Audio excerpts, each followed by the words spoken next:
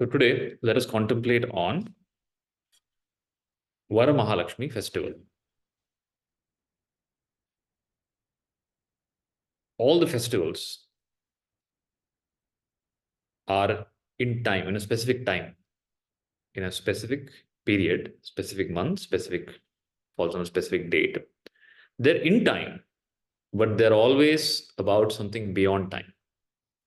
They are appearing in your experience, in your realm of experience, bringing a message of a higher consciousness. So festival is a time. Each festival in India, in Sanatana Dharma, is very specific to understand higher dimension. Okay. And so you see the premise of the festival. It's typically holiday. You don't work. Then there's celebration. There's a celebration in the house. There's a celebration in the street. There's a celebration in the community, society. So you know that everybody is in a festive mood.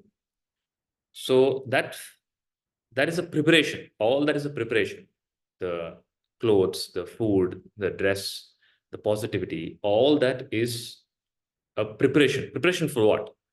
That preparation itself becomes the end in the modern day. But we need to go back and understand what is the festival all about. So VaraMahaLakshmi is of immense significance in our life. And what is of immense significance in our life? What can bring tremendous pain in our life, suffering in our life? Okay. Is poverty, is the suffering of not being the struggle in life. It's living a life of struggle, living a life of hand to mouth, living a life of feeling of lack, incompleteness, feeling a sense of powerlessness, and feeling a sense of stress because of that lack. Okay, so that I would say is like a field. So VaraMahaLakshmi is a solution to that. And the solution to that is a higher dimension, which is a shift that is possible in human life. So from a lower life, lower level of experience, move to a higher level of experience. From an experience of shrinking, from an experience of constant inner boiling, from an experience of helplessness to powerlessness, to a shift in consciousness and experience, to a higher field of abundance, a higher field of blessing. So that's why it's called VaraMahaLakshmi. Vara means blessing. The blessing is a deep inner feeling of never having to seek blessing. The fact that you're seeking blessing constantly, the mind is seeking, or the mind is seeking blessing for something, blessing for growth, blessing for expansion, blessing for power, blessing for success, blessing for enlightenment, realization. So that seeking for blessing is a lower realm, at the lower level. The shift from that you become the vessel of blessing. That is the ultimate blessing. You become plugged to or stay in the field of constant immense blessing. You feel at any point of life is blessed. A simple question. Think of somebody who's abundant. Somebody who's very wealthy, abundant, prosperous, successful, powerful. What is the experience of such a person? That person, attitude towards life of such a person, the words that come out of such a person's mouth or thought that come in such a person's mouth is, life is a blessing. Life is bliss. Okay. Why this person? Because this person is abundant. If your statement about life, if your statement about your experience is of misery and seeking and desire and begging, then you understand that there needs a shift in your life. So you know intuitively what is happening inside. You know what is going on inside. You know what your thoughts are. You know what your seeking is. So today, let us understand what is the blessing of Mahalakshmi. So there is a fish. There's the fish is in the water. The fish goes to the mommy fish, and the fish says, "Mommy, what is water?" What does the mommy say? The mommy has to explain water to the fish. The fish is in water. The fish can never perceive water. It is in the dimension or the field or reality of water. It can never see it. Practically, the fish can never see it. Although it's seeing it, it can never see it in that sense. Okay, it is water. It is made up of water. The fish is made up of water. What it eats is made up of water. What it sees is water. What the other creatures, whatever it sees in its life, is nothing but water. But the fish, will it be ever be able to understand the water? So we understand water. We understand both fish and water because we're in a different dimension. Probably, I would say probably a higher dimension than the fish. Okay. We're in a different dimension. So we are able to understand the dimension of the fish, the water, and the fish. So when you're in a field, in an experience, where you are, what you cannot see. Okay. And there's a lot of limitation. To understand it, you have to step out of that dimension. You have to go to a higher dimension. And that is what festival is about. Each festival is about moving from one dimension to another dimension. And to do that, first thing you have to relax. First, your mind, body, thought process has to come to a balanced state. That's the support system of community, friends, family, food, holiday, okay, joy. So you're just, first of all, you're in a relaxed mood and you understand nobody's out there to threat you. Even there's a threat, your perception is, okay, on festival day, nobody will cheat me. On a festival day, nobody will harm me. So that simply brings the brain into a very relaxed mode. You're no longer in fight and flight. Now, that relaxed mode, is it only for relaxation or it is an opportunity to shift from your field of experience to a higher field of experience? Okay. Now, I gave the example of fish in water because it's exactly the same to our life. We are the fish in the water. So we are like the fish. The human being is like a fish. For the fish, what is water? What is for us? Fish is to water. Human being is to what? Bina? Samsara. No. Samsara is your thought. So fish is to water. So fish is in the water. Okay. What are we in? We are in energy. We're in the ocean of energy. Like how is the fish in the ocean, in the water, ocean? We live in the ocean of energy. Okay. And that energy cannot be seen. Like, there's like radio waves and internet. It cannot be seen. It's there. So we live in a ocean of energy. You understand? And everything is energy. In our ocean, like how for the fish in the ocean, everything is water. Everything is made up of water.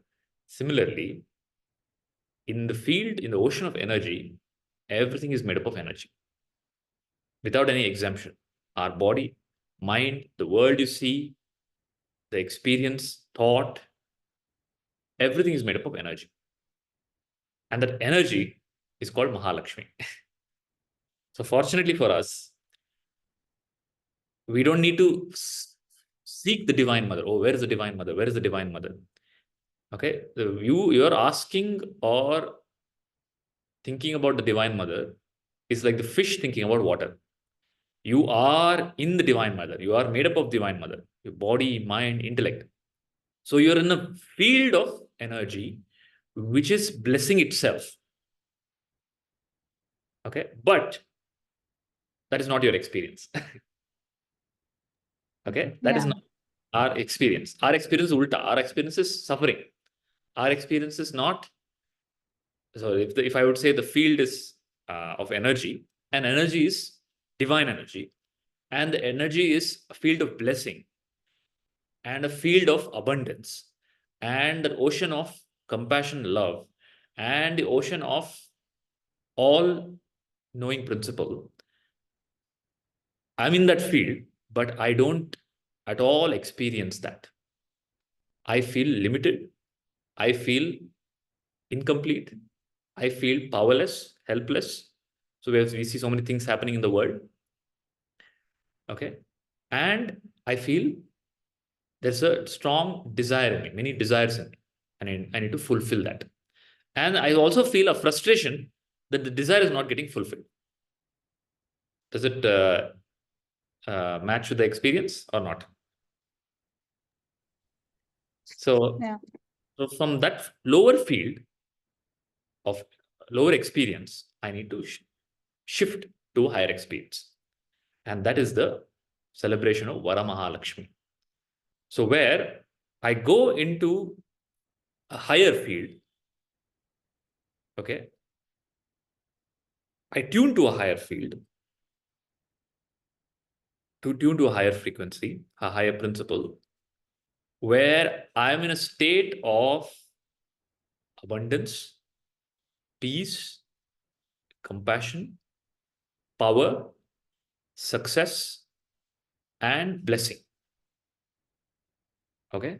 And this field, this higher field, is the Divine Mother. Science calls it as quantum field. Okay. Now the field is, I told you this energy.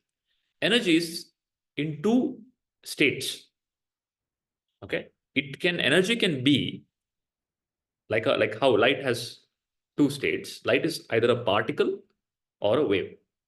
So energy is either a particle. When I say particle, solidified.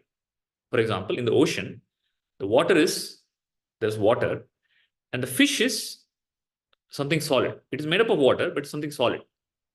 It is particle. I would say water is like a wave. So energy can be either a particle or a wave. Ultimately, it is in essence, it is wave, but it gets from the wave, something becomes solidified and becomes particle. Now, the question I have for you is, in your thinking, in your experience, what is the world that you live in? Particle or wave? So wave is energy, possibility. Particle Yeah. is solidity, certainty. Where are you? Are you in the particle or are you in the wave? Did you get Particularly. Yes. What we see is the physical world. what you see is the physical world? Forget about what you see is the physical world. What do you constantly think about? Particle or wave? Particle means Um, if your mind is constantly on objects, constantly thinking about things, people, you as a separate entity, that then you are in the realm of particle. Your mind is stuck to particles, things. Okay. But the world is, so what you experience right now is particles, objects. But those objects and the life that you experience have come from where? Have come from the, the higher field, from energy. From wave, you're seeing something which is solidified as particle. The thing about life is you see particle specifically based on what you call out from the wave. Do you understand, Bina? Don't think everybody sees mm, the same world.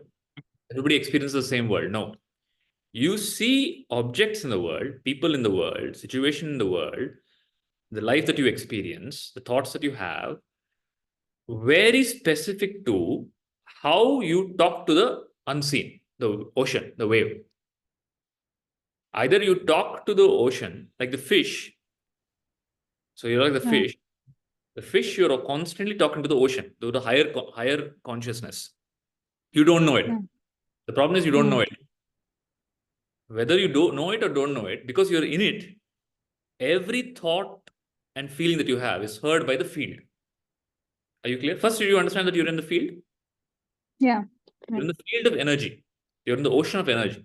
And the ocean of Yeah. energy, you are constantly talking to the ocean of energy with your thought and feeling. Is that part clear? Second part? Mm. Yeah. Now, because of what you're talking with your mind, with your words, with your mind, with your deep inner feeling and your experiences that you have internally, you're sending messages, signals. Okay. And that field, unlike in the ocean, for the fish is in the water. Now imagine you are a fish who is in the water, but that entire field, that entire ocean is sentient. Okay. It's Mm. consciousness, it's divine consciousness. Who is who is not just divine consciousness, is mother consciousness. Okay, that's why it's called divine mother. That's why we worship Adi Parashakti. Because we are in the field of mother consciousness. And what is mother consciousness? If the child tells something, what will the mother do? What's a child is crying for something? Okay, let's say child is constantly telling something. What will the mother do? She would pacify the child. Child is Mm. constantly crying. I want this toy. I want this toy. I want this toy. I want this toy. What does the mother do? The She mother will would give the toy. she will Okay. give the time. Yeah. Same way, whatever you experience in life right now, whatever you see, whatever you experience, is what you asked for constantly. Does it make sense? You have what you are experiencing currently, right now. Mm. Okay. Whatever it is, you experience either physically in the possessions that you have, the relationship that you have, the job that you have, the salary that you have, the teachers that you have, the guru that you have, the spouse that you have, the children that you have. Okay. Then the fame that you have, the success that you have, the failure that you have, everything is what you have pulled out from that infinite possibility of the field of ocean of energy. You have specifically pulled out one possibility and made it particle, solidity, with your constant thought pattern. Is that principle clear? But a lot of times it's the opposite what I get. Like So mm. a lot of times it's the opposite that you get. So I'll give an answer to that, which is not true. That's not true. That's what your understanding of what is happening in life. So let's say, for example, you are telling in life, uh, I want, I want something. Give me an example. I want, let's say somebody is saying, I want job, I want job, I want job, I want job. Okay. The signal that they're sending to the uh, field is what? To the mother is what? I want job. Yeah. But this person is not getting job. Then this person will tell, I am asking for job. Then you're telling me the field will Mm. answer what I'm asking. Why is it not giving me? Yeah. You, you are asking for job. Okay.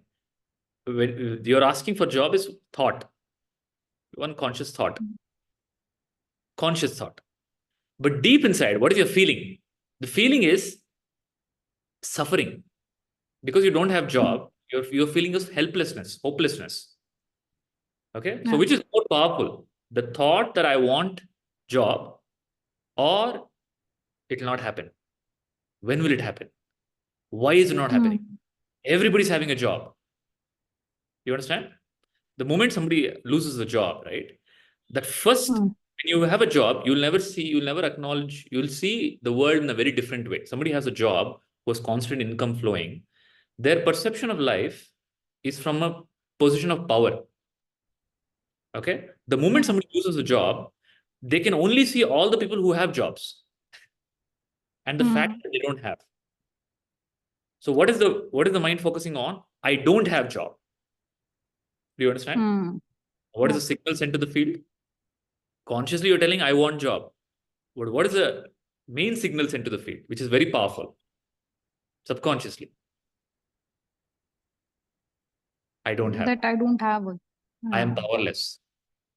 Okay, and please understand that I don't have job. I am powerless. When will it happen? Then this person tries something. Let's say example, this person applies for a job and the person, let's say, gets rejected. Now, in the time when the person gets rejected, what is truly happening in the mind comes out. When there is failure, what is truly happening inside you comes out. What do you think is the feeling and thought of the person when the person gets rejected when they're trying for a job? There's a flare. There's a flare of anger, hopelessness, okay, frustration. Yeah. That is the real signal you're sending to the mother. And mother, being mother, will increase that. Okay, rather that will increase because that's what you want. That's what you're constantly focusing on. The principle is what you focus on will grow in your life. It's as simple as that. Whatever you focus on will grow in your life. Because you're in the field of blessing. Please understand. You're in the field of blessing. And that is Vara. Vara means blessing. You are in Mahalakshmi. You are in the ocean of Lakshmi, where whatever you say will whatever you say to the ocean will become a particle and solidify in your life. You understand? Now, how you say it matters. Now, you say it just with thought, that will get overridden by what is hidden inside you. What is hidden inside you is first what you have to address. If you become free from the negativity that is hidden inside you, then you're able to receive the Vara. Then you're able to see that the life is nothing but blessing, blessing after blessing, series of blessings. Life becomes a series of blessings. Otherwise, life is a series of unfortunate events. Yeah. Okay, so this is VaraMahaLakshmi. To shift from the realm of helplessness and begging, desire, powerlessness to a field of abundance. Now, is that possible? Absolutely possible. Now, how do I know it's possible? It's because it's working right now. You're already doing it. Please understand. Don't think it's something special that you have to learn. You are already doing it. Whether I talk to you about it or not, whether you learn it from a guru or not, you are already doing it. You are already talking to the field, talking to the Divine Mother, and manifesting something and asking for something which is shown in your life. Okay, you understand how you're doing it? You're doing it with thought plus feeling. Okay, the field responds to thought, but not just thought. More than thought, it responds to feeling, deep inner feeling. That is why you feel, you pray. So what if I asked you percentage of your prayers coming true? What is the percentage? Not even 5%. Not even 5%. So in 100 prayers that you send, only 5, you're saying 5% of prayers coming true. So who are the other participants? R and iPhone?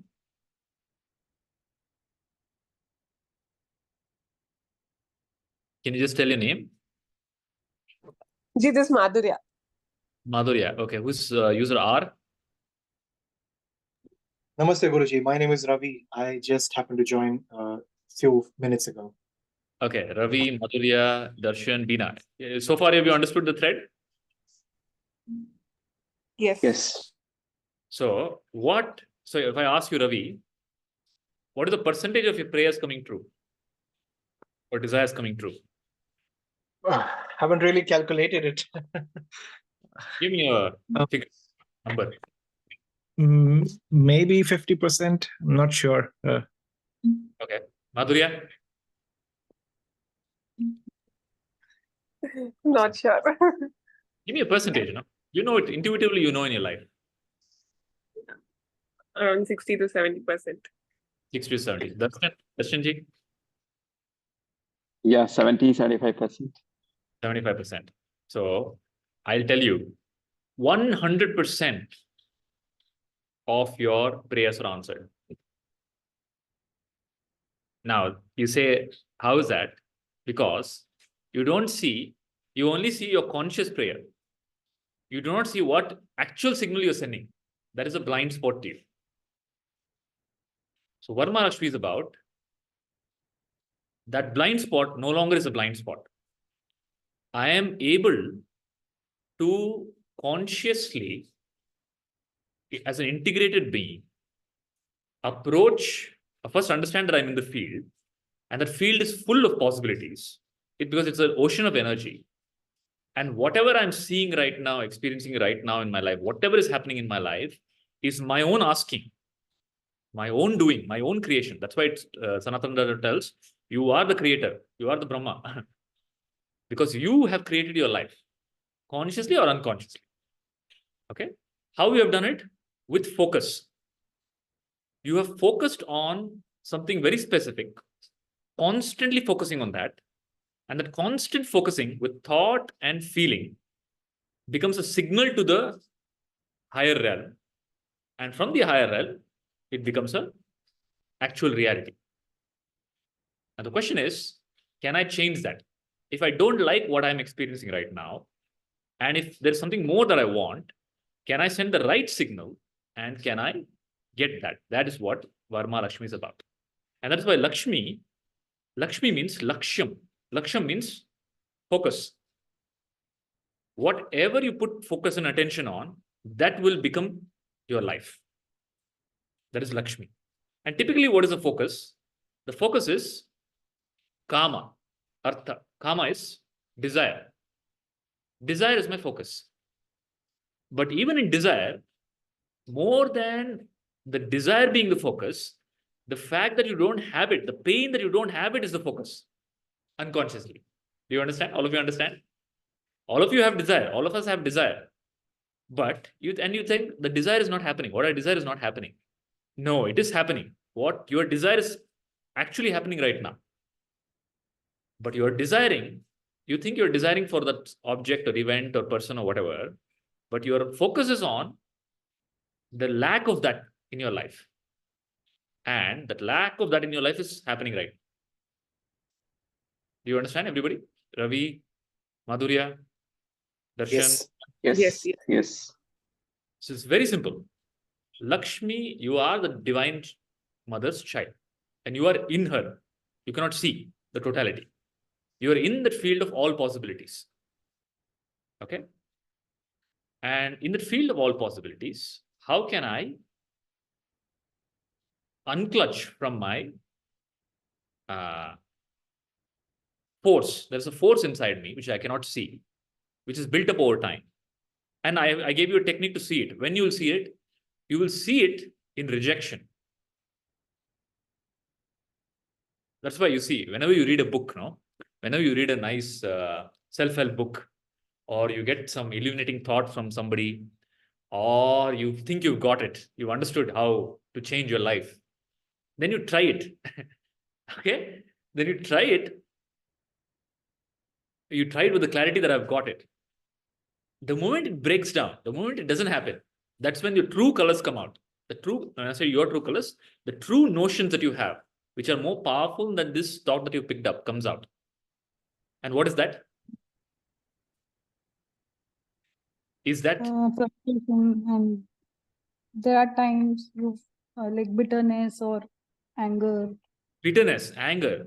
Is it bitterness, Yeah. anger? So now I'm giving you a self-evaluation. Okay, you don't have to tell me or you don't have to tell anybody. You self-evaluate. When the chips fall down, when you chase a desire, when the chips fall down, when things don't work out, what is the spontaneous, natural reaction? Is it frustration? Is it hurt? Is it helplessness, powerlessness? Or is it light? Is it clarity? Is it the feeling that, no, this is not real.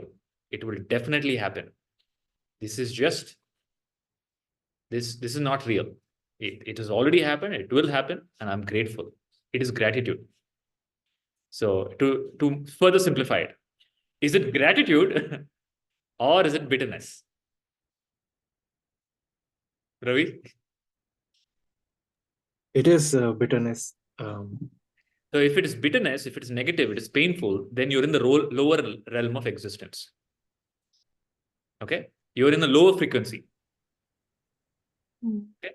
Now, being in the lower frequency, you cannot change your reality.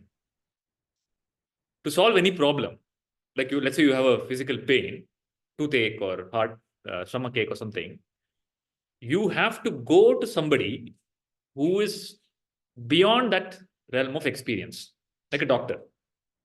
Okay? To solve the problem that you have, you need a solution from a higher dimension. You understand? Mm.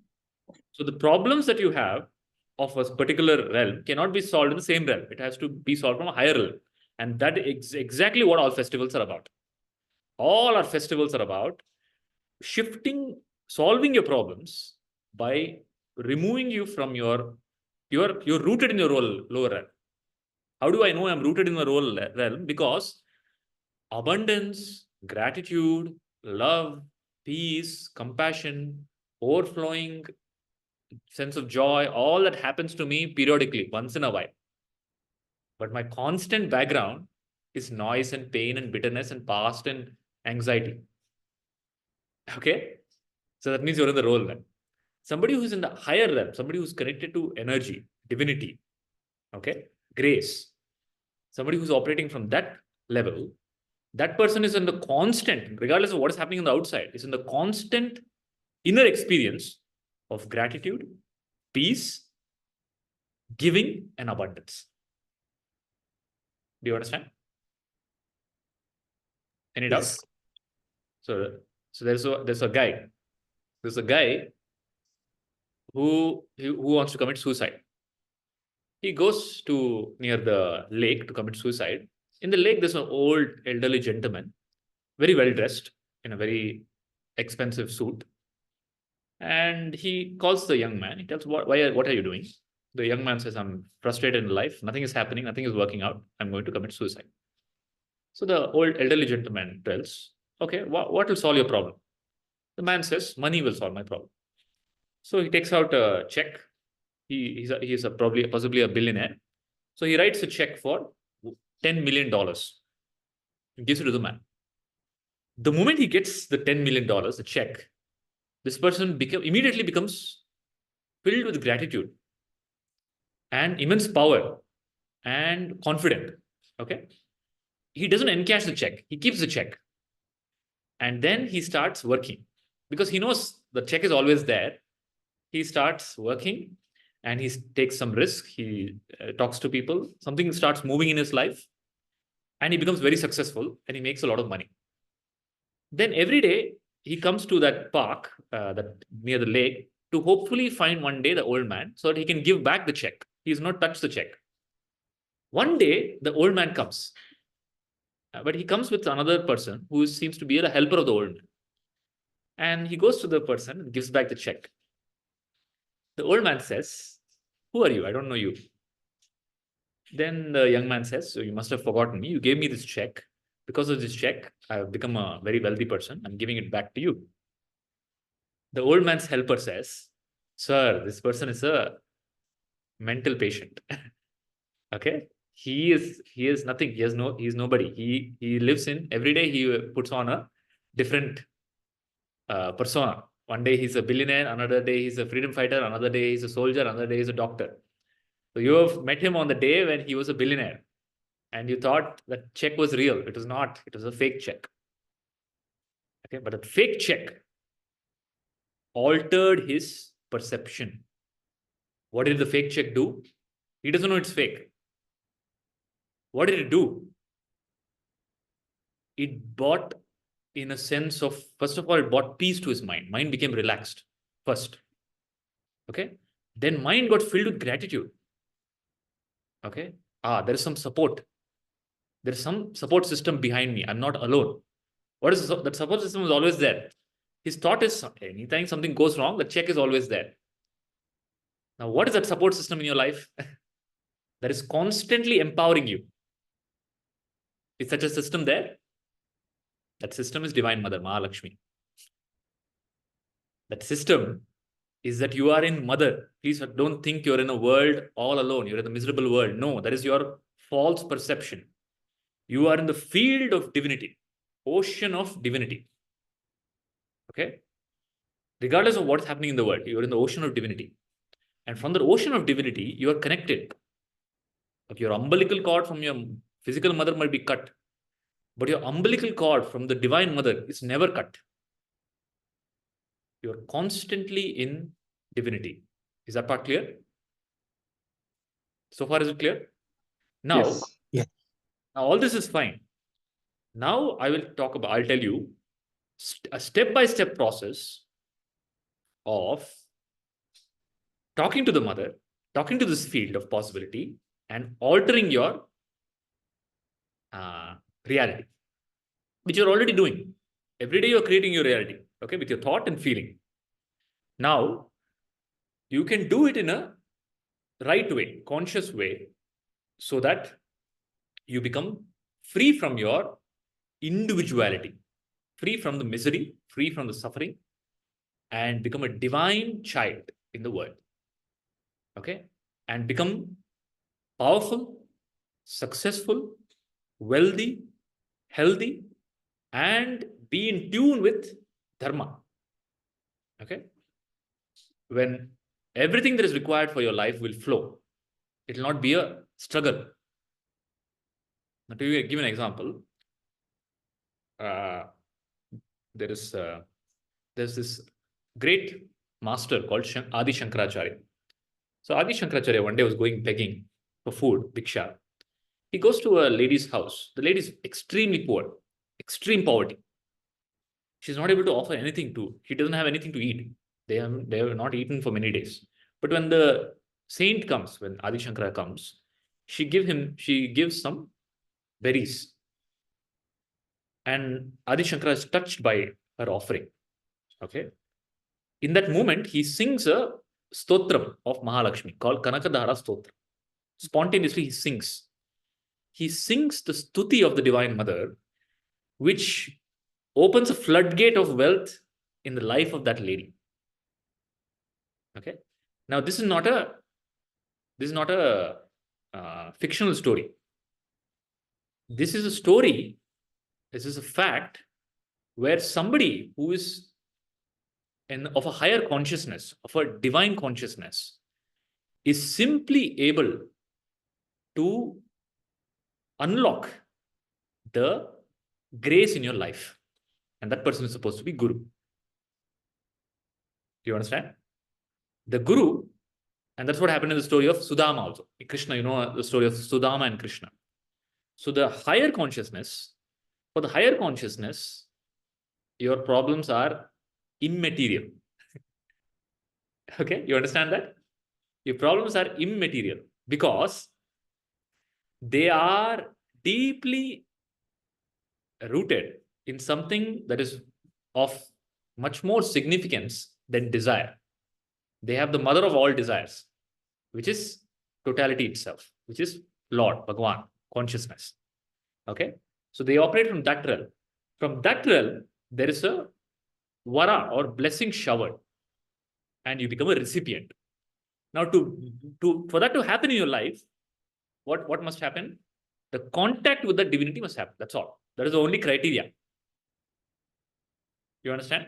And for many people in the world, many successful people in the world, that has happened. We have seen that. Somewhere there'll be a connection with higher divinity, be it a guru or a master. That's why you see, we've heard the stories of people like Steve Jobs or some other wealthy people meeting saints and sages. Okay. So some people came to meet Neem Karoli Baba. Somebody took the blessing of Ramana Maharshi. Somebody took the blessing of Vivekananda. So we have heard the Nikola Tesla had met Swami Vivekananda. Okay. So such connections, it rewires your mental construct and immediately relieves you from the lower level experience. So the real celebration of VaraMahaLakshmi is for this to happen in life. Otherwise, you go on celebrating VaraMahaLakshmi every year. okay, I'm celebrating Lakshmi Puja, Lakshmi Puja, Lakshmi Puja, hoping Lakshmi will come one day. Okay, you're hoping Lakshmi will come one day. One day when you're doing Lakshmi Puja, your thought is, oh, Lakshmi will come in my life. But 364 days, what is your thought? Where is Lakshmi? Where is Lakshmi? Where is Lakshmi?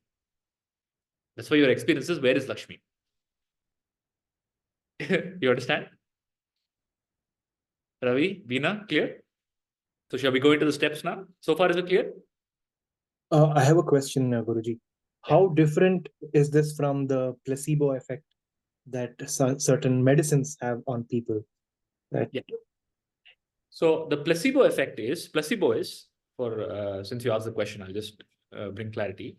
Placebo is, example, in medicine, there's actually a lot of research is done by very famous medical institutions on the placebo effect, where once, this is a very popular research that is done on arthritis. There were 100 patients of arthritis, 50%, and they made a 50-50 group. 50% of them were given, done surgery, knee surgery, very painful disease on the knee surgery, and real surgery was done, and they patched it up. On the other 50% of the patient, they just opened up the knee and put it back together. No surgery was done. Okay. And then it was told to them that the best surgeons had operated on them and the surgery went successful. And they found remarkable healing in which group? In the group that didn't actually go through a surgery. And that's called the placebo effect, where your mind is so powerful that if it believes something, it becomes reality in your life. That is the principle. Everybody understand what is the placebo effect? So let's say this was also done in the Russian prison. In the Russian prison, for the death row inmate, tomorrow that person has to go on death row. They did an experiment. They told, okay, we are not going to try a very cruel way of killing you, electrocution or hanging, all that. We're trying a new technology where we'll inject you with a poison. Okay, you will not feel it.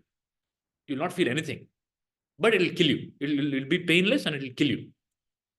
Okay, and the inmates agreed to that, and they injected just plain water, and the inmate died. Why? Because the water is what? Particle. Okay, but mind is wave. Body is particle, mind is wave. The wave has ability to affect the particle. The mind has the ability to affect body. The mind has the ability to affect your life. That's why Krishna tells in the Bhagavad Gita, Mana eva karanam manushyanam bandha mokshayo. Your mind has the ability to become your freedom or bondage. Okay, now here, that is about placebo effect. Now the question is, what we are doing is also another placebo effect. No, it's not a placebo effect.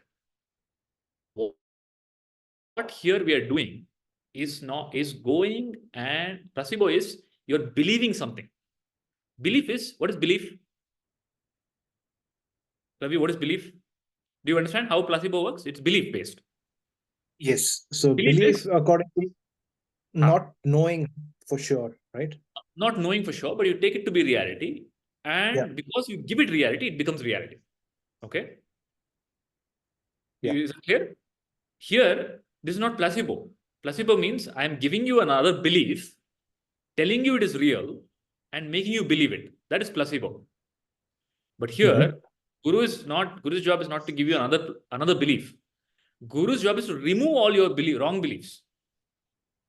Then the truth operates. My statement that you are in the energy field, is it belief or reality?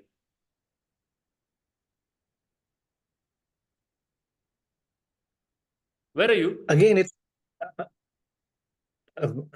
like located or geographically. Geography. Yeah, I'm in Germany. You're in Germany. Yeah. Where is Germany? In Europe, Where is Europe? on Earth, What is Earth? Where is Earth? Earth is in solar in system. the Solar system is solar in universe. system. Okay. Yeah. Now, what is the entire thing made up of? All Matter. all how to say, magnificent objects, stars, planets, galaxies, right? All operating in perfect order, right? Is there order or chaos in the universe? Order. Order. Okay. All insentient objects. Are they sentient? Insentient, but perfect. The sun rises perfectly at, I don't know what Germany. Here it rises at 6 a.m. Sun never takes a leave. Sun never takes a leave. Tomorrow I don't want to get up. I won't rise in the east. I'll rise in the south. There's a perfect order. There's a perfect intelligence. Okay. And what is all of this made up of? According to science. Matter. Atoms. What is atom made up of? Protons, electrons, and neutron. What is proton, electron, neutron made up of?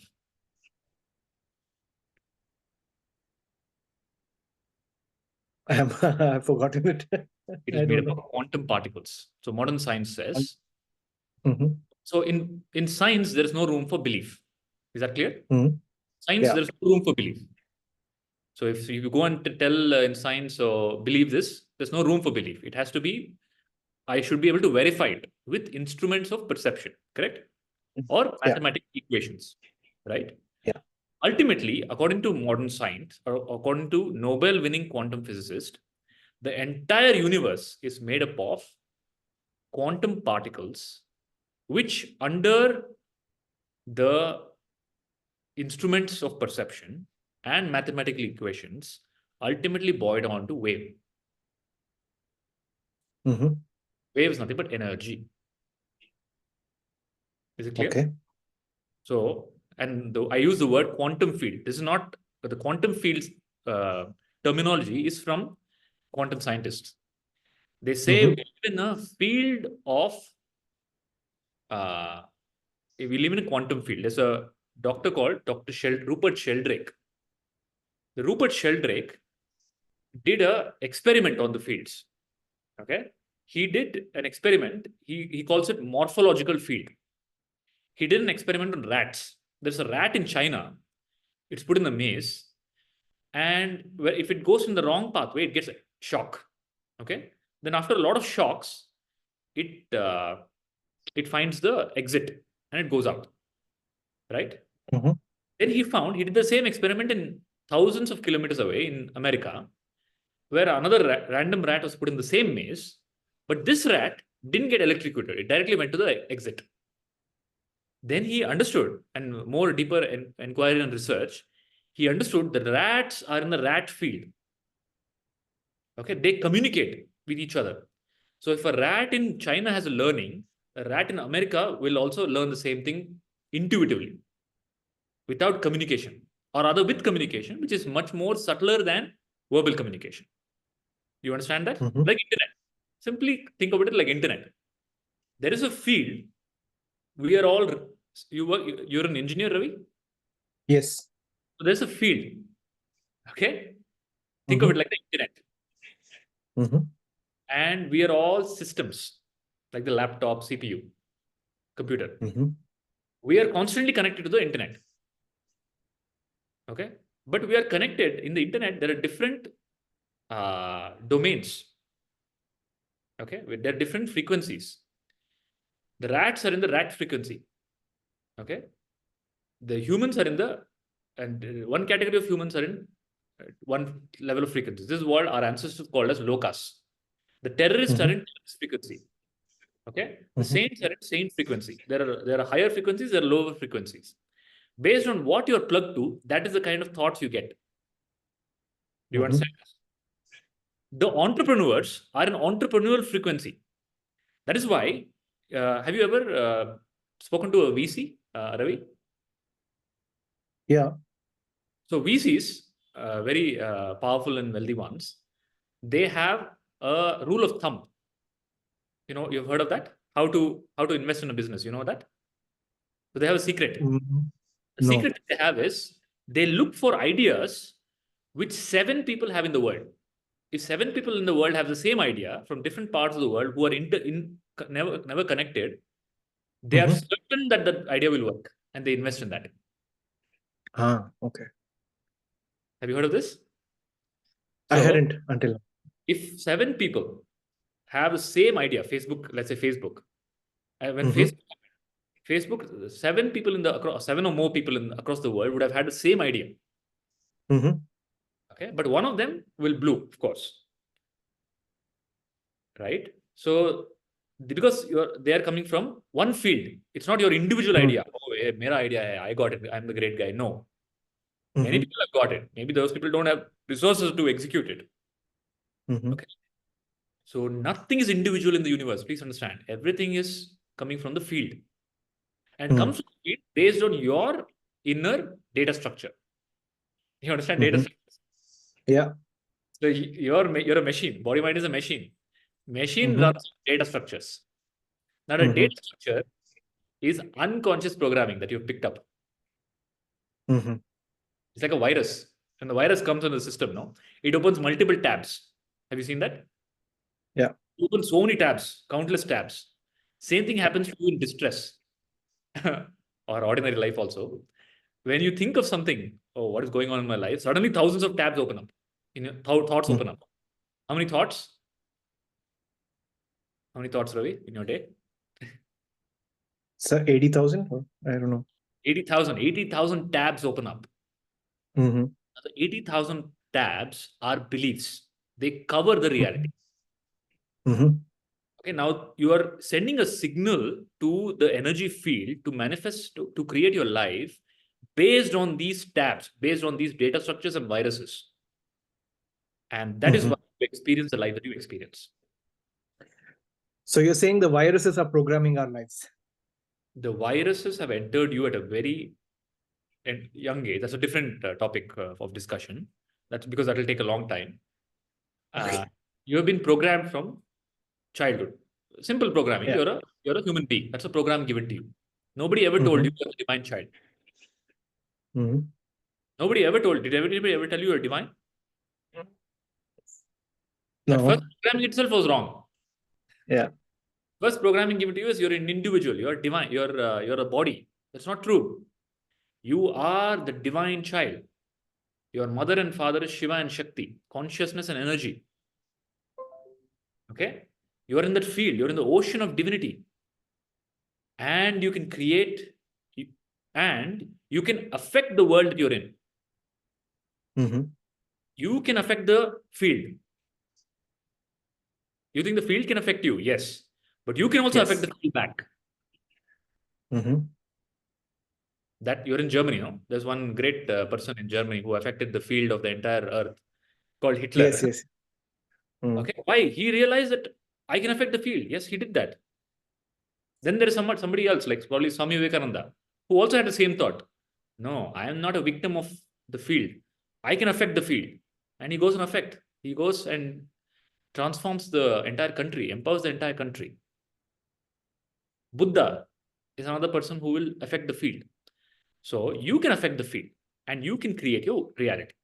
That is the message of Sanatan Dharma. That is the message of VaraMahaLakshmi. Today in VaraMahaLakshmi, I want to specifically focus on Vara of abundance. Okay. In the other classes, I focus on Atmagnana, self-realization. Today's session is specifically focusing on the Bhukti. Lakshmi is for Bhukti. Bhukti means material abundance, growth, a life of dharma, a life where your artha and kama, you have artha, kama means desire. Artha means to fulfill the desire, you want artha. Okay, so life is about artha and kama constantly. But that artha and kama is creating noise in your life. It's creating helplessness and pain. Okay, can I create artha and kama by being tuned to dharma naturally, spontaneously, effortlessly, with gratitude and love, and expand in my life? Is that possible? Yes. And there are steps for that, which I'm going to talk about now, unless you have any more questions. So far, is it clear? Darshan, Yes. Madhurya, Ravi, Beena? So this is not placebo effect. This is not belief. This is reality. Okay, because belief is in the realm of mind. We have now going beyond the realm of mind. We are going to the realm of consciousness, from where mind comes. You understand? Belief is another data structure. I'm not talking about another data structure.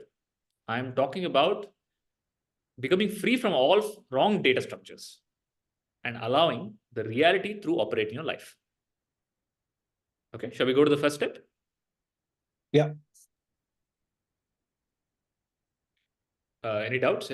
Anybody else? Okay. So, so Lakshmi is Ashtalakshmi. There are Ashtalakshmi. Adi Lakshmi, then Santana Lakshmi.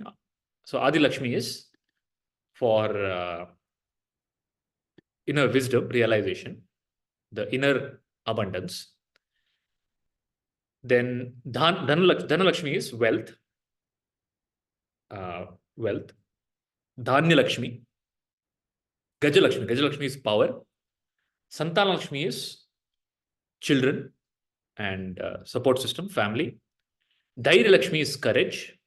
Vijay Lakshmi is victory. And Vidya Lakshmi is knowledge. Knowledge is power. So these are the Ashtalakshmis.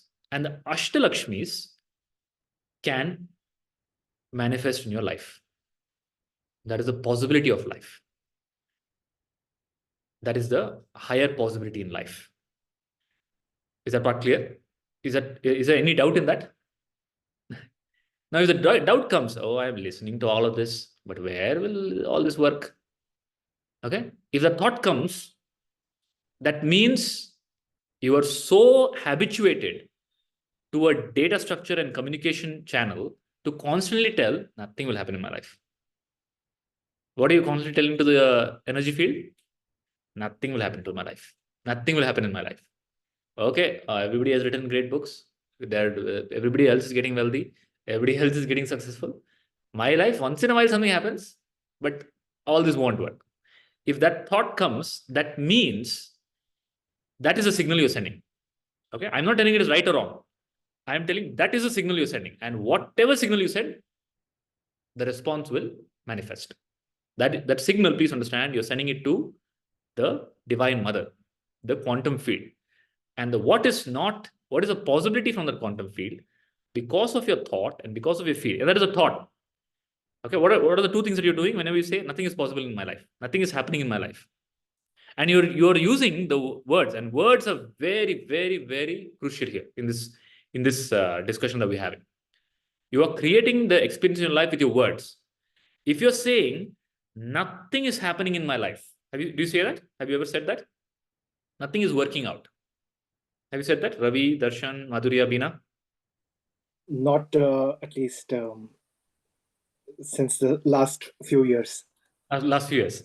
If you make the statement, nothing is happening in my life, that means you're sending the signal, you're sending the message, and nothing is happening to my life. In my life is word, is thought. What is the feeling?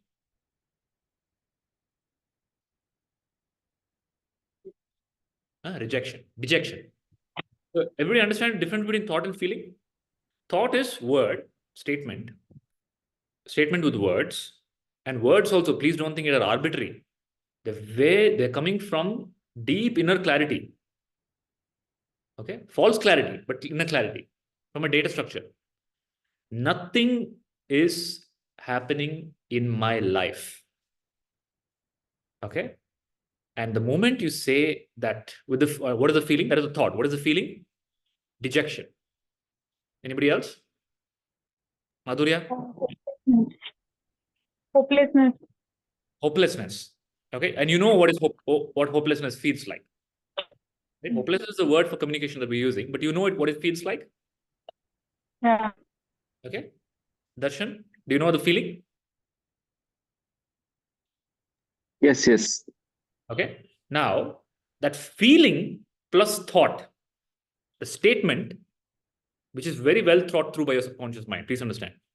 Nothing is happening in my life. You'd never say, oh, this didn't work out. Maybe next thing will work out. You will not say that. What will you say? Nothing is working out. Have you observed? What do you usually say when things don't work out your way? You don't say, you don't acknowledge the future possibility. In fact, you burn the future possibility with your present experience of failure. Do you see that? You should tell me yes or no, otherwise I'm just talking to myself. Yes, yes. So, and don't think those words came out arbitrarily. They came out from a very well thought through internal process, which you might have a blind spot to. You don't know what is the internal process of thinking.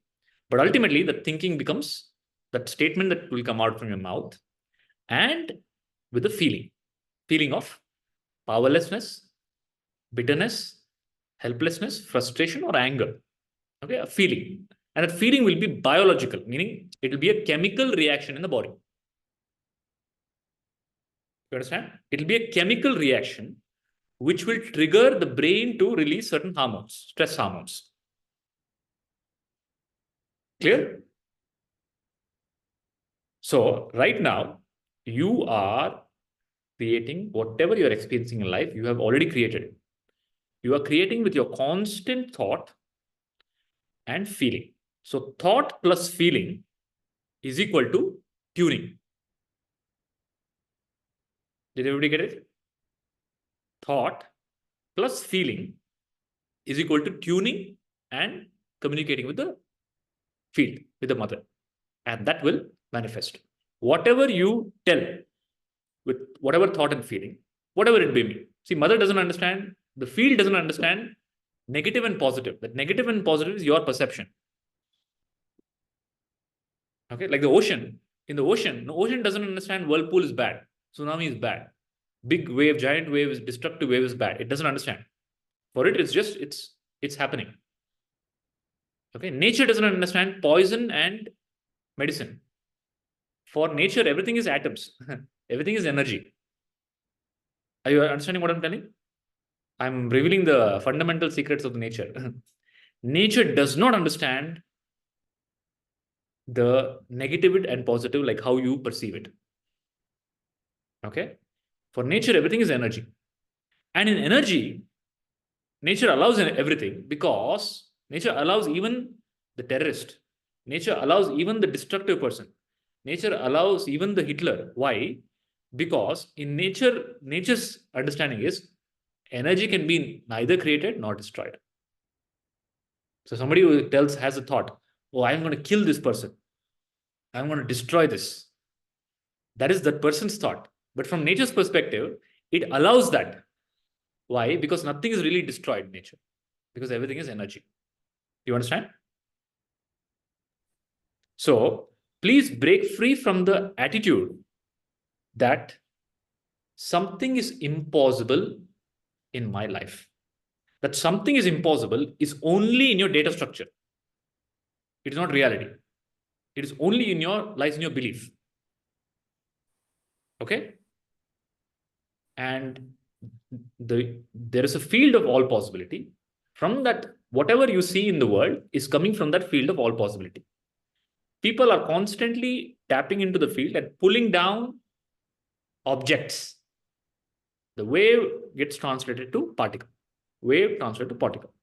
How? Thought, feeling. Okay? Now, let us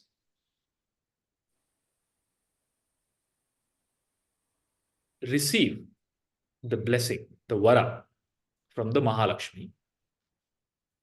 What is the first step? Let's say, from whatever I've already told you what is the secret of getting what you want. What is the first step? Having the thought. No. First step, thought is, what is the thought? Give me an example. A thought for a materialistic desire, for example. Let's say you want some A object, motorbike. motorbike. Okay, Yeah. you want a bike. The bike is a thought. I want a bike. Okay, that is a thought. That is a conscious thought. But nature does not respond to that. The field doesn't respond to that because that is not the message you're sending. You think you're sending the message, I want a bike. But what is the underlying thought and feeling behind that? I don't have a bike. I don't have a bike. I am miserable without it. I am powerless without it. Only when I get a bike, I'll be bigger than what I am right now. Only when I get a bike, I can show my face to my friends and relatives. These are all the hidden data structures, programs. You understand? And that is what makes you crave the bike so much. And when you don't get a bike, those hidden thoughts, programs, they come out as feeling of anger and frustration. Is it clear? So what, if you have to change, if you have to send the right message, where should you start from?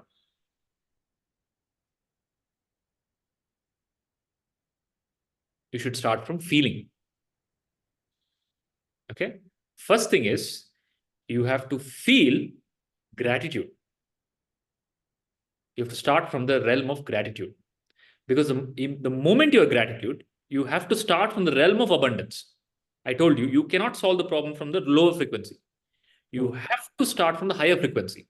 And the highest frequency is gratitude. You understand? So when you pray, you ask for whatever you want. But that is why you have heard the statement, rich get richer. The rich never pay taxes, they evade taxes, like legally, and they get richer. Have you heard that? Have you seen that? Yeah. You know why? And the poor get poorer. You know why? What are the rich operating from? A feeling of Abundance. Abundance and gratitude. That is why, even if they become bankrupt, they'll bounce back because they operate from a feeling of gratitude and abundance. Okay? The poor become poorer because they're constantly operating from the realm of complaint. So you're going on complaining, and the Divine Mother will bless you. May your complaints increase in your life. Why? Because you're focusing on complaint. Whatever you're constantly focusing on, that'll become the vara. Okay? You constantly focus on gratitude, you will get more opportunities in life to become gratitude. You understand? Do you get what I'm saying? Yes. The reality will become such that you will actually get events, people, things to be grateful for. But your thought process now is, I will be grateful after I get it. Now that should become ulta. You should be first grateful, then that gratitude plus thought, plus the right thought, right desire, together will create the reality for you, which will be abundant. Clear? So you mean to say, for taking this case of a motorbike, should I feel gratitude for already having a motorbike without having it? I'll take you to the actual steps. I'll take you. First, principle you understood? I have not gone to the steps yet. Your principles you understood? Yeah. So now the first step. First step is, did everybody understand that with the thought and feeling, if you go on complaining, if you go on telling negative, you will get the vara. You're always getting the vara. The vara is that is grow in your life. That will grow in your life. Let's say somebody is obese, they go on focusing, oh, I'm so fat, I'm so fat, I'm so fat. That will perpetuate. What you focus on will perpetuate. Okay? Whatever you focus on will perpetuate. So if you want the right things to grow in your life, you have to focus on that which you want to grow in your life. So stop focusing on complaints. Stop focusing on the lack. Stop focusing on what you don't have. And start focusing on the feeling of abundance and gratitude. So let's do the first step. First step is, so I want you to join your hands. So this is the center of emotion. This is called Anahata Chakra. So we have various energy centers with which we communicate to the field. These are the higher centers, the highest centers. That's why in India, the women and men are always told to put a mark here. Okay, you know what is that? Bindi, Nama. You know why that is? Because this is your higher faculty. Okay. Then there's a lower faculty, which is your organs of excretion and organs of sex. Typically, where is human mind resting? Typically, human mind rests in the lower faculty, in the organs of excretion, which is fear. That is why you say, I'm shitting bricks. Have you heard of the statement, shitting bricks? Anybody? Ravi, Bina? Shitting bricks. Yeah. Yeah. Fear. Fear happens, you feel like going to the bathroom, right? So you're in a constant, unconsciously, you're in fear all the time because of your imagination. Your imagination is going wild.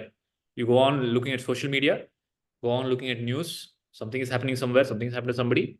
Your imagination projects all that upon you. It'll happen in your life. Okay, what if I lose my job? What if this happens? What if I don't get? What if I fall ill? Who will take care of me?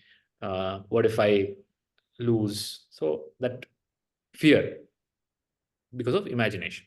So that if you're in fear, constantly a thought that 70,000 windows are opening.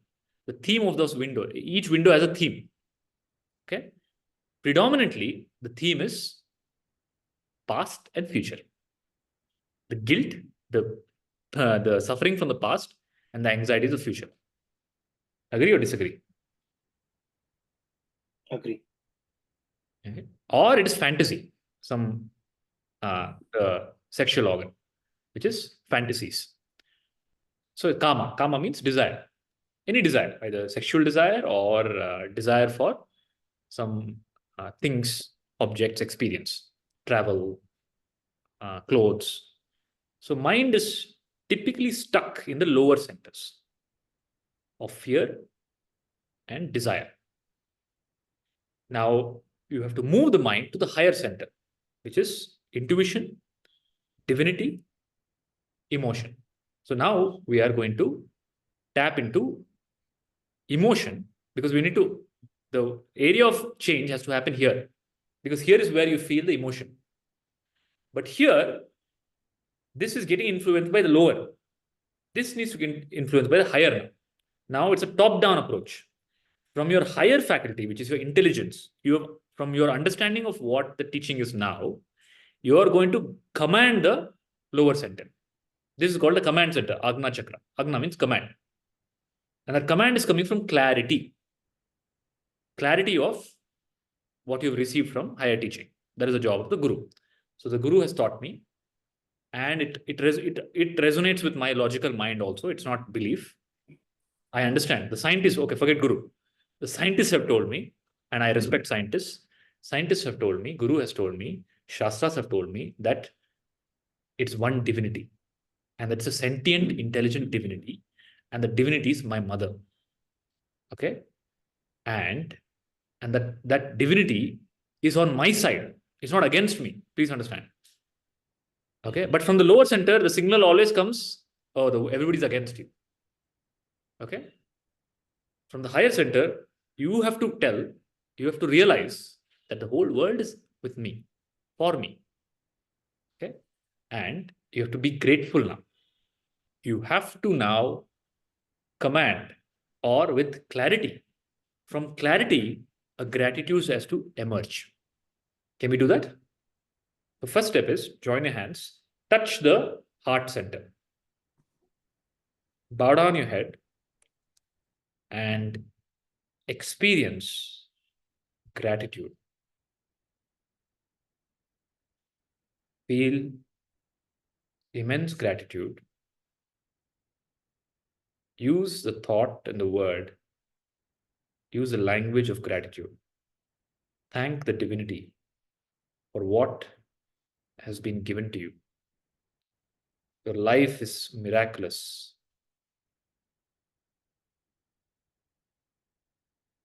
You are given innumerable gifts, moment to moment. Every breath is a gift. So just feel gratitude. Gratitude with cause for the blessings and a causeless gratitude. Just pure gratitude with no cause to the divinity. And experience your heart center expand. Thank the Divine Mother, Divinity, your Ishtadevata, Guru, and sisters for all the blessings received. And feel the gratitude in the heart center.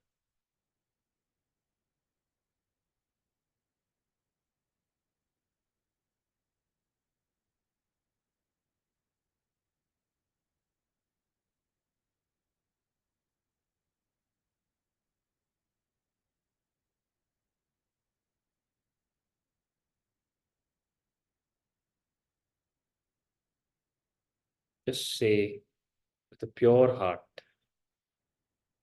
thank you.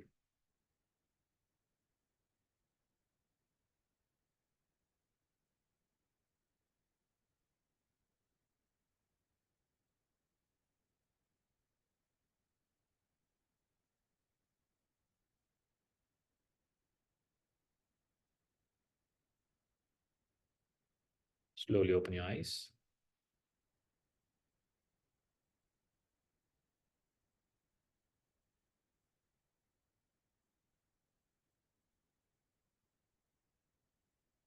Okay.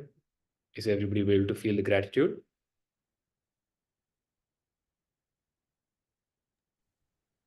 Darshan, Madhurya, Ravi, Beena.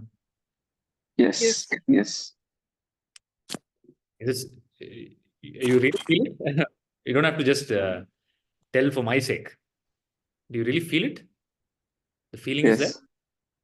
Okay. How does it feel? Can you explain the feeling?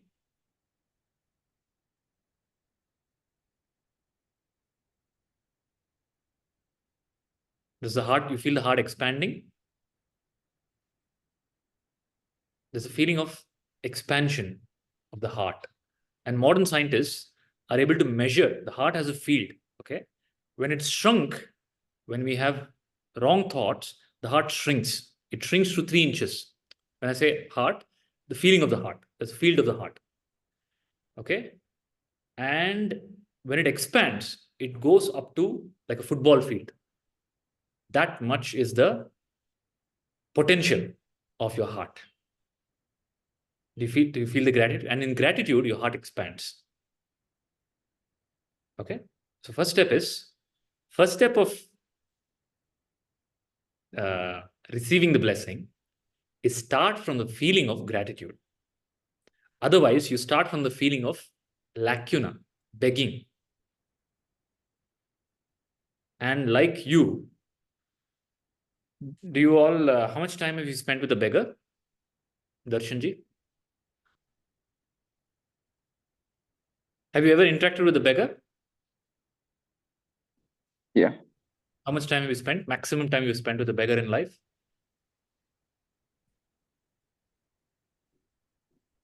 2-3 minutes.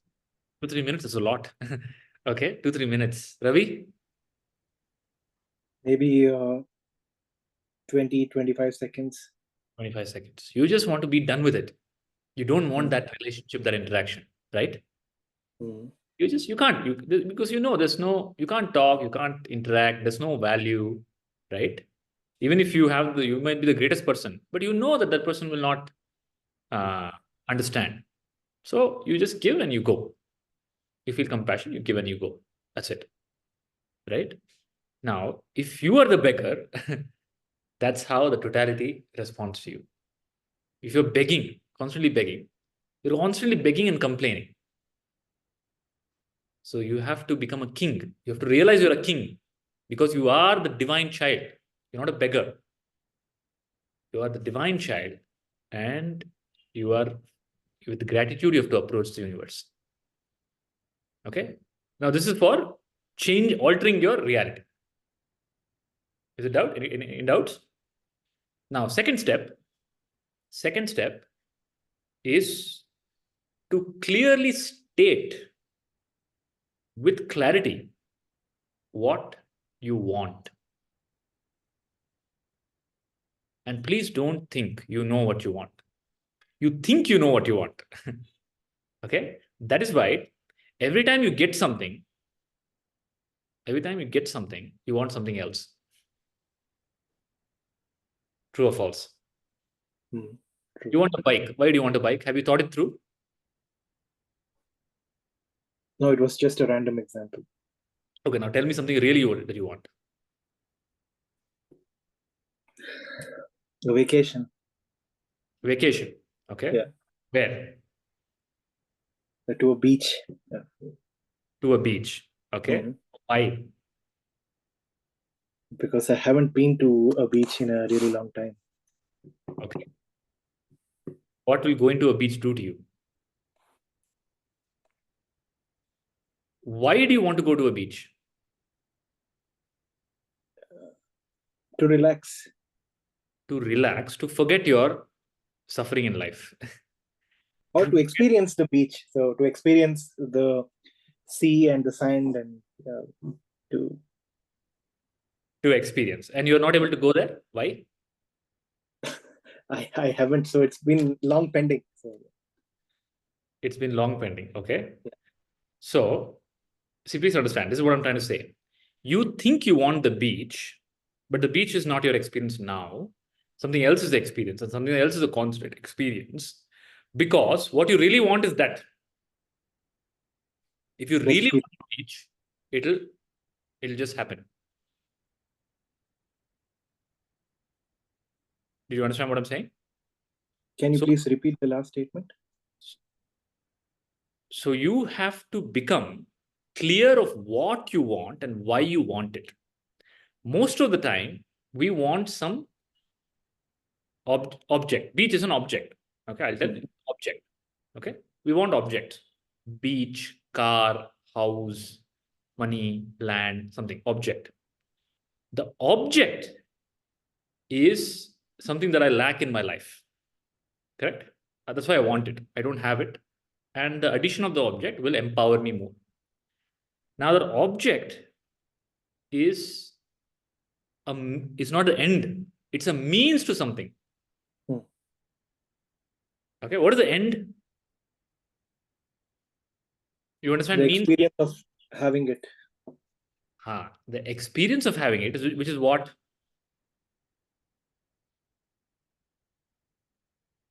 Relaxation. What you will get by getting the object is the end. That is what you want. Yeah. Okay. Somebody wants a beach, somebody wants a vacation. That is not what they really want. Possibly they want to be more financially free so that they can go to the beach whenever they want without having to worry about struggle of life. You understand? But your mind, it gets shrunk. Everybody just wants some object. Oh, I want this, I want this, I want this. What they're seeking is not the object. They're actually seeking to be in a better place in life. When you're a better place, will you seek going to the beach? You will create it. You understand? Ravi? Yeah. So then you won't make this. Then the point of making the statement, for an abundant person, let's say, hypothetically, for a powerful and abundant person, the statement, I want a beach, I want to go to the beach, to the experience of I want to go to the beach, is there a gap? Not much gap. Not much gap. Yeah. Okay, but in our life, the statement I want something and the experience of getting it, there's a lot of gap, possibly years. You understand the difference? You're always asking for abundance in anything that you're asking. From a place of abundance, you can create beach, you can create car, you can create house, whatever you want. That is all secondary. That is all means, objects. The end is to be in that position. Is that clear? Yeah. Without understanding this, people chase the object and get into more trouble. Like somebody who's so infatuated. Everybody on Instagram is going to the beach. I should also go to the beach. Then they take a loan and they go to the beach. Okay? They are getting themselves into trouble. In the process of fulfilling the desire, they are getting themselves into trouble. Debt. You understand? Because they only see the outcome. Somebody else is living in the beach, but they don't see how that person is able to afford such a life. That person is able to afford such a life because of their creation, because of their position in life. So what your desire should be that. Everything else is a byproduct of that. Is it clear? So that's why I told you should be very clear of what you want. Don't ask for the means. Focus on the end. Okay? Or focus on both. Tell both. Tell I have to be, first I have to be abundant. First, I have to be wealthy. And I should be in a position to enjoy beaches or create beaches or create whatever experience. The experience is secondary. Do you understand? Is it clear or not? Isn't the experience the desire? The experience is the desire, Baba. I'm telling you what is the data structure behind the desire. Okay. Is it a conscious data structure or unconscious thought because you picked up from somebody else is going to the beach? Mm. Why are you only going to the beach? See, please understand, there is no happiness in the beach. Mm. If there was happiness in the beach, it's a big problem. Can you be in the beach all the time? No. That means you're making a statement, only when I go to the beach, I'll be happy. Mm. Is that imprisoning you or liberating you? You should make the statement, I am always happy. I am happy whether I'm in the office or wherever I am. If I'm in the beach, it's my creativity. I enjoy the beach also. But beach should not become a condition for my happiness. Yeah. Please understand. You understand that? What I'm trying to say? Yeah. Don't be a victim of the beach. Be a creator of the beach. Mm. And you become a creator of create the beach, no doubt. There's nothing wrong in it. Okay? Experience the beach, enjoy the beach, enjoy the wealth, nothing wrong in it. That's what India is all about. India's message is that bhukti. Bhukti means enjoy the worldly pleasures. Nothing wrong in that. But don't ever think the happiness is coming from that. Mm. You're creating that. Okay? Is it clear? Yeah. So become very clear what you want, why you want it. And the next step is, first step is gratitude. The next step is from this center, you move to this center and clearly state. And please, first look within yourself on that desire that you have. You should not contradict the desire. You can say whatever you want. You can say, I want $1 billion. I want something, something, anything you can say. But the problem in life that happens is, immediately when you write a line of code, 10,000 lines of code that you have written before will come and override that. Okay, you understand? Mm-hmm. The moment you say, I want beach, how will it happen? How can you go? You're in such a position. When can you take a leave? What beach and what is there in the beach? You're contradicting yourself. One statement of I am a beach is overridden by 100 statements of why you should not go to the beach. Now, what do you think the universe will respond to?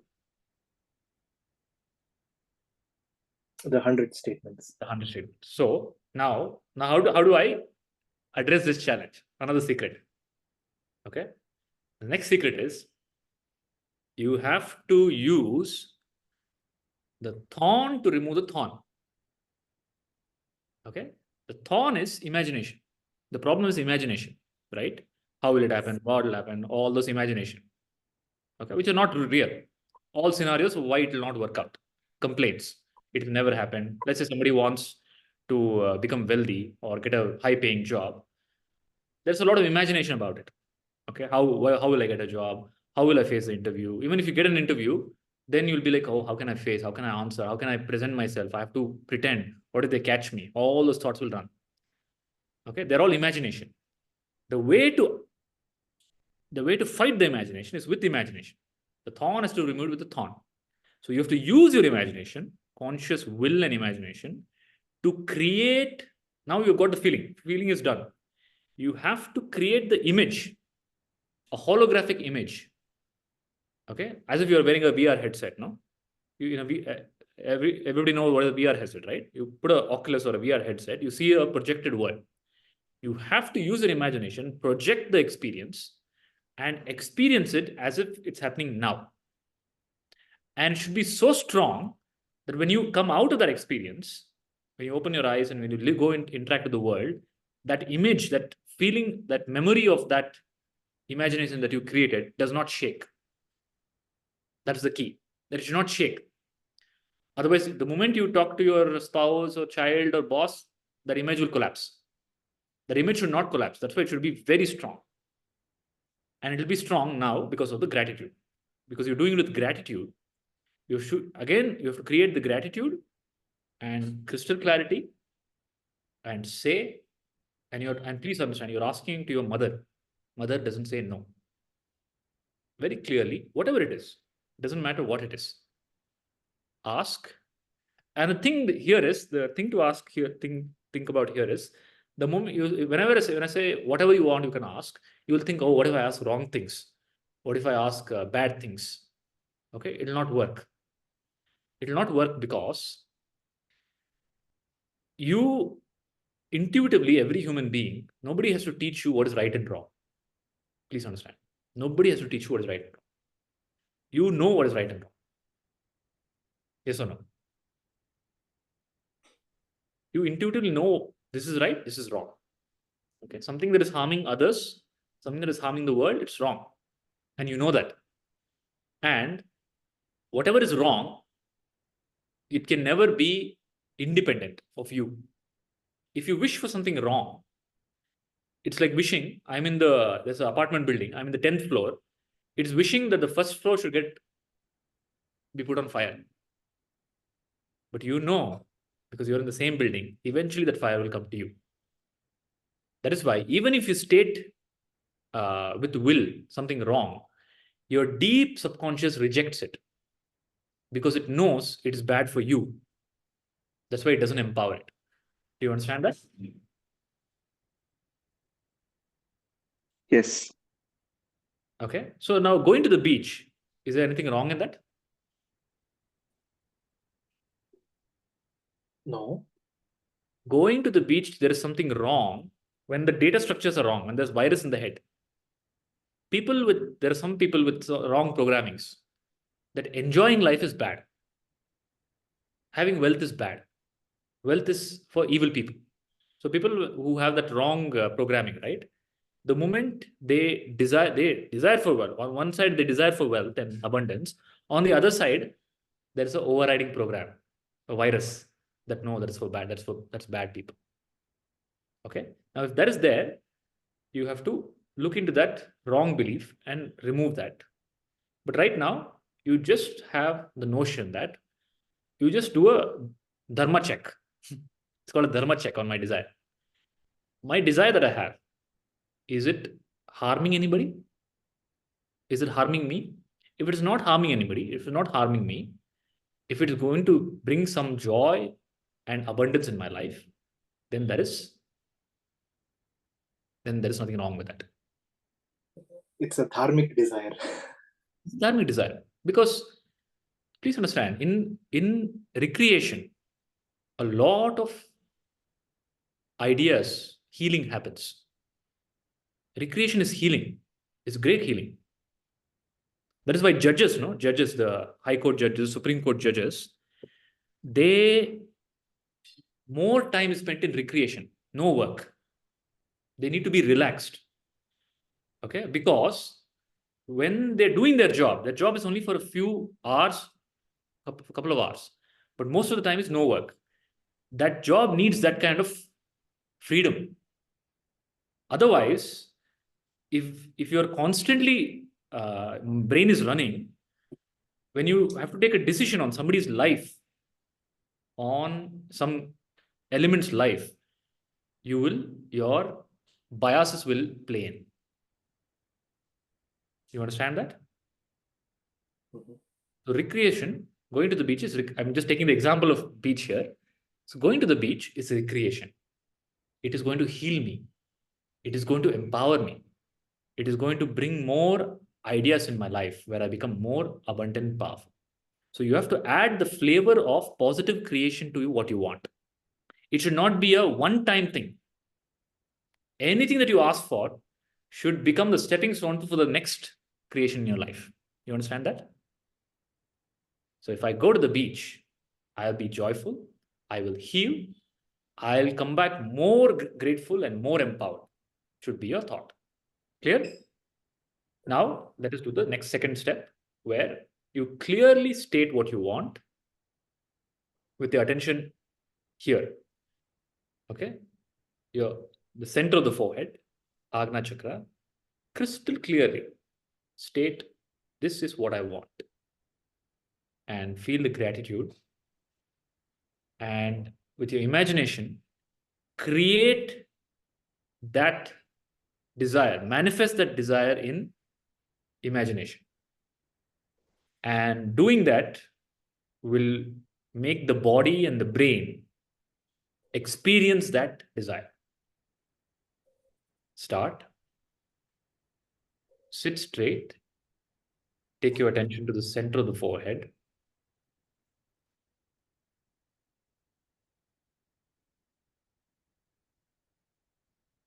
With gratitude and with the wisdom that you're talking to the Divine Mother, the ocean of all possibilities, the Lord. State your desire in clear words and use the words of present continuous, not future. Use the words, may this happen in my life. And then use the words, this is happening now. And with your imagination, experience that reality.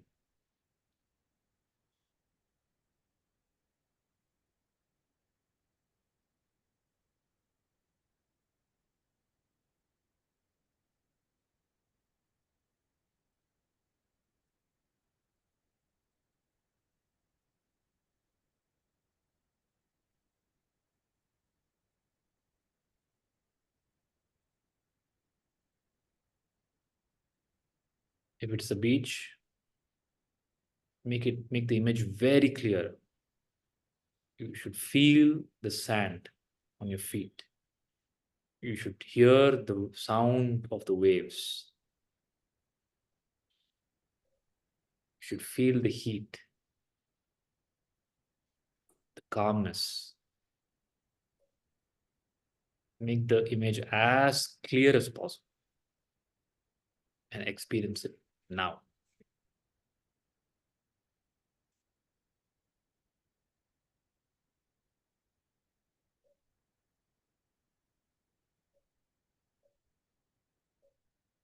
Make it so deep that there is no feeling that it will not happen.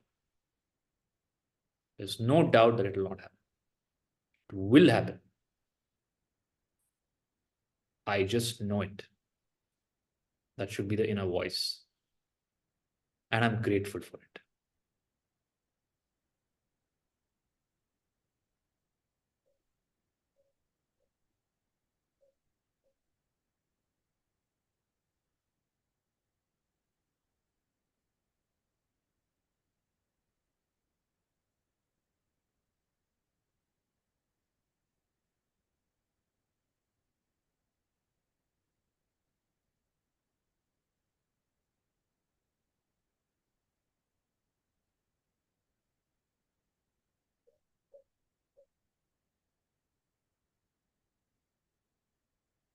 Slowly open your eyes.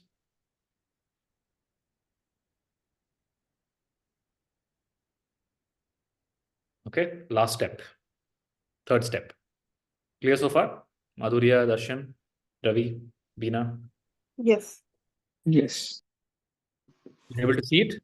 You're able to just almost touch the beach? Yeah, almost. Yeah. So no. See, please understand here, there is no point in you telling anything to me to please me. Okay, because I'm nobody. Right? You have to be truthful to yourself. It ultimately is about you. Here is an opportunity for you to ascend or shift your reality.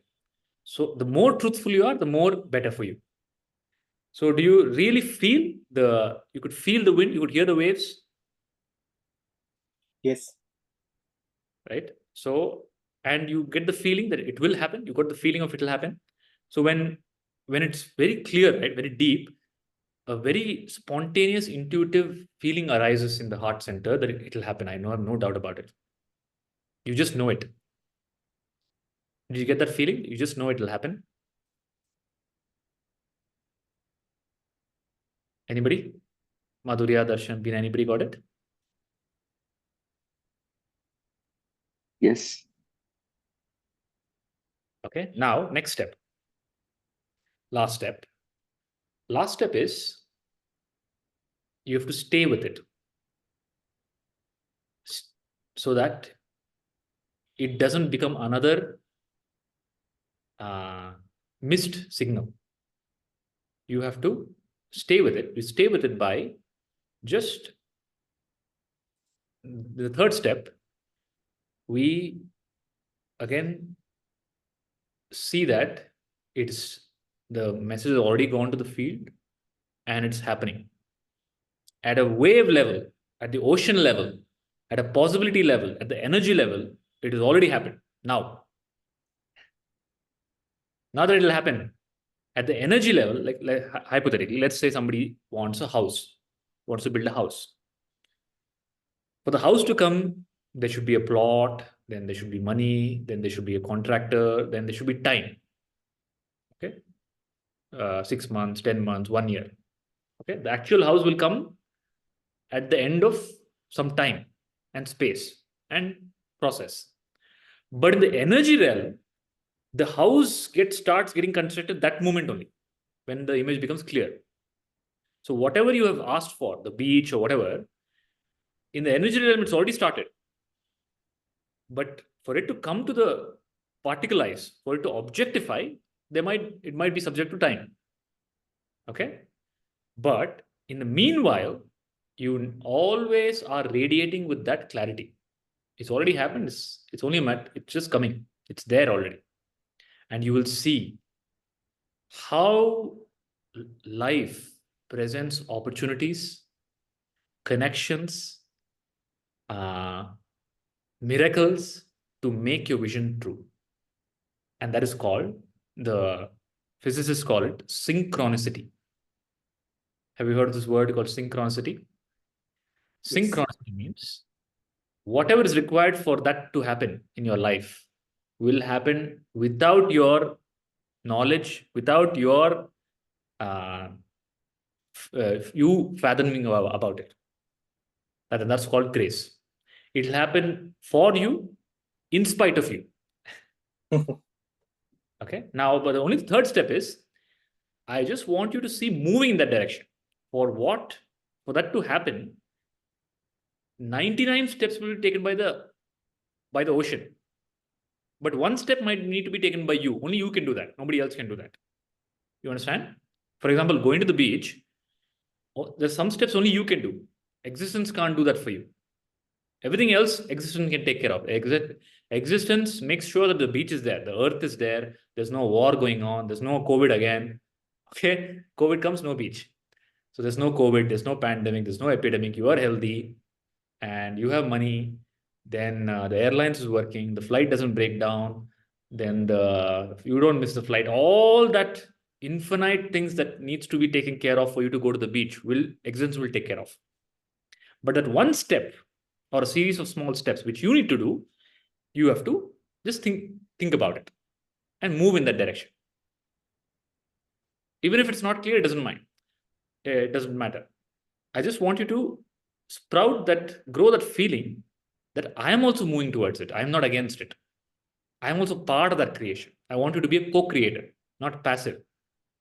Is it clear? Should we do the third step? Is the third step clear for everybody? Any doubts? Beena, Madhurya, Jarshan, Ravi? Yeah. Okay. Now close your eyes. Again, take your attention to the third eye. And simply start seeing yourself moving in that direction, in the direction of that desire becoming real, in the direction of the experience. Again, you're moving not with a craving to reach there, not to the craving to reach the milestone, but you're moving out of gratitude. Every step that you're taking, every action that you're taking is immensely joyful. Every step towards that end is a joyful gratitude, filled with gratitude. See yourself taking action out of joy, not for joy, but out of joy.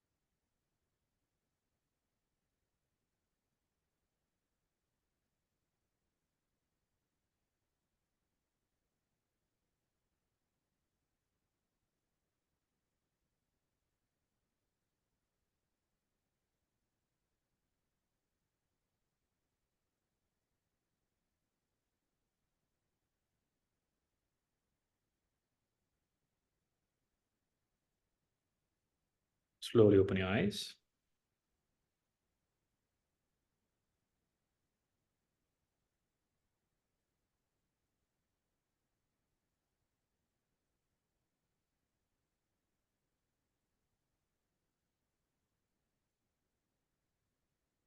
So this is the Vara, and this is the blessing. This is the technology to create whatever Vara you want for yourself and for the world. Is it clear? With the blessing of the Mahalakshmi, you become a blessing to the world. That is the blessing. Not that you think, oh, I will get some blessing in my life. Yes, but you become the blessing onto the world. Okay, you become the power center. You become the grace center. You become the pipe for the divinity to flow. And that could be in any way. It could be creating jobs, creating wealth, empowering the nation, teaching, giving value to the world. All those include that. And if anybody you see out there is doing that, that means it is because of the grace of Divine Mother.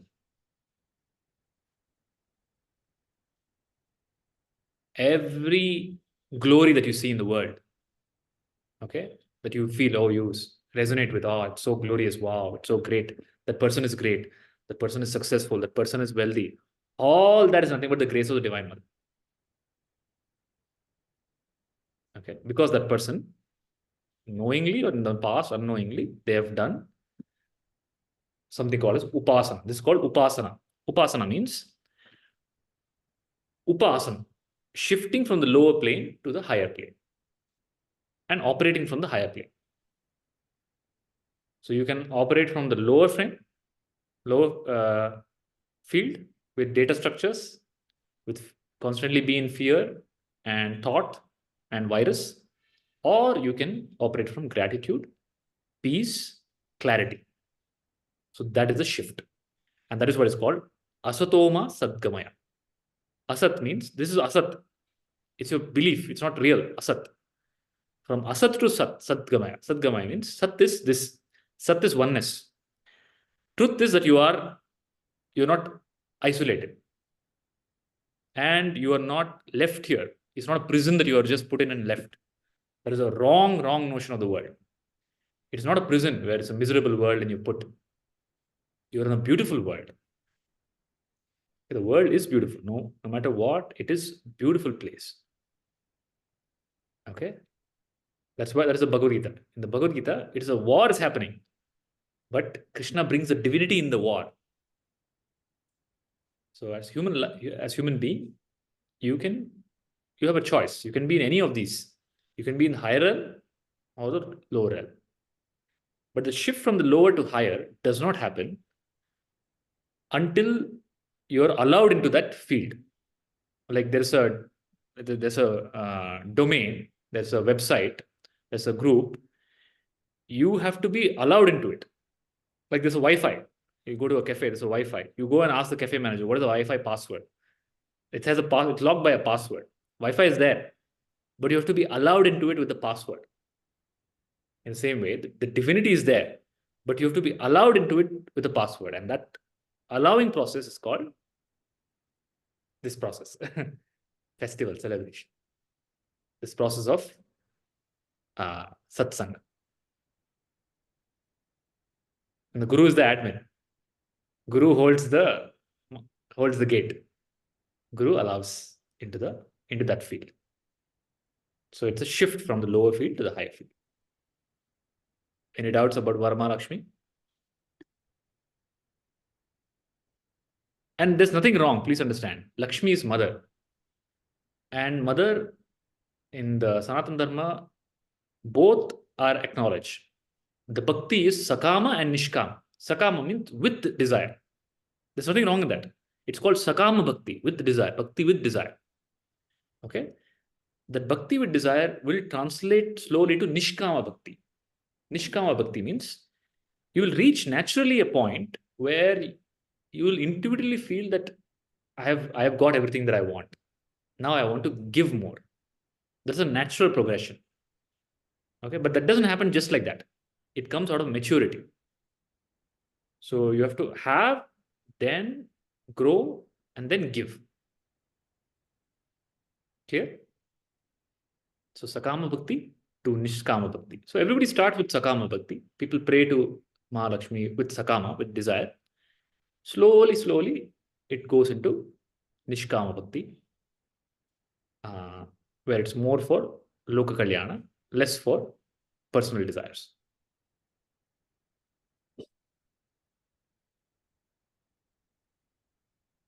So Lakshmi is both outer and inner.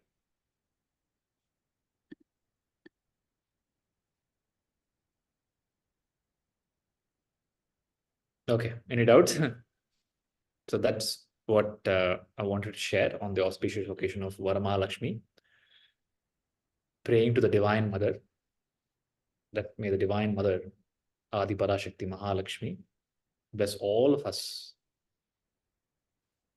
with abundance, a life of dharmic abundance, so that we may grow and empower our family, society, country, and the next generation, and create a beautiful world for all human beings. Loka samasta sukhino bhavantu. Loka samasta sukhino bhavantu. Loka samasta sukhino bhavantu. Harihi Om. Shri Gurubhyo Namah. Harihi Om.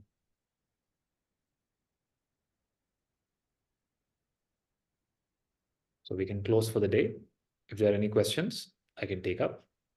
Otherwise, we'll see you in the next session. Thank you very much, Guruji. It was a very insightful session. Thank you so much. So all the principles are clear. Yes. So the main principle I just want to summarize once again. These are the main ones. Please understand. Whatever you focus on constantly, that will grow in your life. Whatever you focus on. If you focus on complaint, if you focus on disease, if you focus on lack, if you focus on the liability, the debt, whatever you focus on, it'll grow. So please focus on the positive. Don't worry about the negative. Do what is required to handle that, but don't worry about it. You understand? Take action, but don't worry about it. Focus on the positive. Don't worry about the negative. Clear? First principle. Second principle, how do I tune to a higher frequency? I'm already tuning to some frequency, whether I want to or not, with my constant thought and feeling. Okay? So I know in my life, how is my day-to-day? Is my day-to-day joyful, peaceful, or stressful, struggle? If it's stressful and struggle, if it's stress and struggle, if it's hardship, then something is wrong in my life. I have to look at what feeling and thought I have. If it's joyful, peaceful, creative, and if my heart is expanded, then I am on the, I have the right feeling and right thought. So if I have the wrong feeling and wrong thought, change it to right feeling and right thought. Feeling of gratitude plus thought, empowering statement together is the message that I send. And whatever I send with feeling and thought, with clarity, that becomes reality in my life. And the approach to divinity should always be gratitude, not complain. And that's why there's no such thing as prayer in India, in Sanatana Dharma. The word for prayer in Sanskrit is called stuti. Stuti means glorifying. So when Shankaracharya sang the Kanakadhara Stotra, the Kanakadhara is a stuti of Lakshmi. He's in the entire the stotram, the verse, he's glorifying the Divine Mother. Oh, you're so great, you're so great, you're so great. Okay, so that's not like buttering. It is with clarity. Oh yes, it is you see the greatness of the divinity, and a spontaneous stuti comes out. Okay, that stuti doesn't need to. In Shankaracharya's case, it came out in Sanskrit. In our lives, it will be with our words, with the words that we have. The constant stuti happens inside. Okay, wow, my life is beautiful. The gratitude, okay, that flows. Like how suffering and pain and dejection keeps flowing, right? Dhara, it's called dhara. But it's a ulta dhara. It's a reverse flow. The stuti is right flow. It's a right flow towards the divinity. And the stuti ultimately leads you, it's like the river flowing in the right direction. The river always floats towards the ocean. The stuti will take you to the divinity, and you merge into the divinity. You become one with the divinity. That's called enlightenment. And the class on enlightenment is on Sunday. That's a different session. So today is about Mahalakshmi. So hope it is clear with whatever my understanding and what I have seen in my life, known in my life, learned from my masters, my guru. Whatever blessing I have experienced, I have tried to share it with you. Okay? Hari Om. Hari Om.